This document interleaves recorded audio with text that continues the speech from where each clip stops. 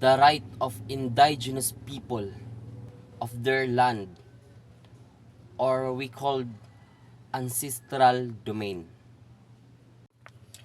Indigenous people are distinct social and cultural groups that share collective ancestral ties to lands and natural resources where they live, occupy, or from which they have been placed.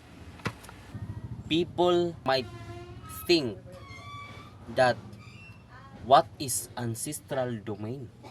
Well, it is the territory, economic resources, and governance of minority ethnic groups and indigenous people. Ancestral domain.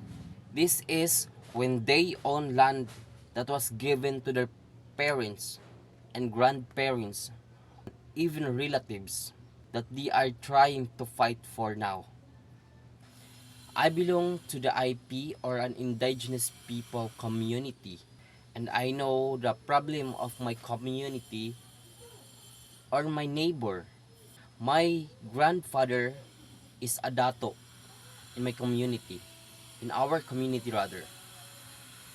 He is a dato, or a captain, that holds the documentary or the files of ancestral domain, ancestral lands and domain shall include such concept of territory which cover not only the physical environment but the total environment, including the spiritual and cultural bonds of the areas which is an IPs, or the indigenous people possess, occupy, in use, and to which they have claims of ownership. People might think, what is the difference between the ancestral land and ancestral domain? The term differs rather from the indigenous land rights. Aboriginal title, or a native title, by directly indicating relationship to land based on ancestry, while domain indicates relationship beyond materials, lands, and territories, including spiritual and cultural, as I said before. Aspects that may not be acknowledged, and land titles in legal.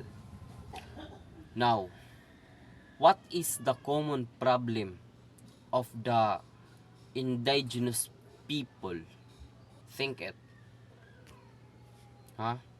Many of the 110 ethno-linguistic indigenous groups in the Philippines experience discrimination,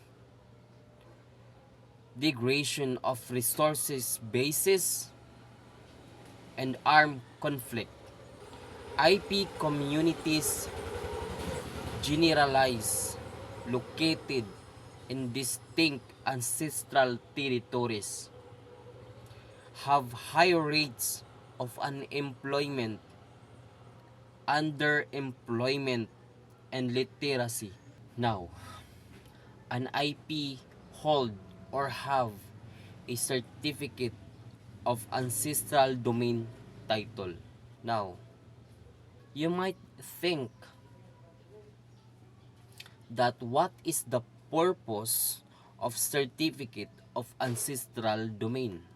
It is a provision for the securing of rights to their ancestral domain by indigenous people in the Philippines, a community that goes through the issuance of a certificate will also interface with different government agencies, especially the national, whose ancestral lands domain were officially delineated prior to its enactment, shall the right to apply for the issuance of a certificate of ancestral domain title